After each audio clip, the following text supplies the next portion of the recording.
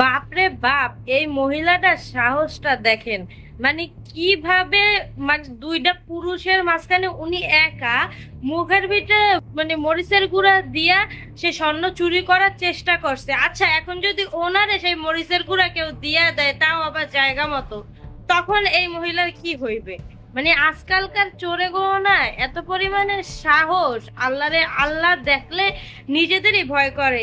এই আমরাই বলি যে মহিলা মানুষ চুরি করলে তো থানায় দেওয়া যায়, এত মানে ঝামেলা করার কি আছে? অনেক জায়গায় তো এই মহিলা চোরকে পিড়ায়, কেন পিড়াইবে না? এই যে এগমতো যে মান্দি হয় ওটিরও তো এইয়া করাই উচিত। মানে কি একটা অবস্থা! দেখা তো পোশাক আশাক ভালোই মনে হইতেছে, মনে তো হইতেছে না পেটের দায় না খাইতে পাই আর স্বর্ণ চুরি করছে। এত লোভ কিসের বাবারে বাবা!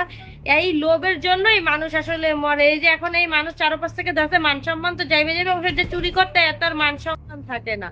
কিন্তু এই মহিলাটারে মানে কি করা উচিত? মানুষ মারবে না কি করবে? যে দুইটা লোকের মুখে যে মরিচের গুঁড়া ছিটা দিল, মানে ওদের জান মানে বলতেছে যে ওদের কিরকম লাগতেছে। মানে হাতে পায়ে মরিচ লাগলে আমাদের যে পরিমাণে জ্বলে চোখে, চোখ তো এত সেন্সিটিভ একটা জিনিস।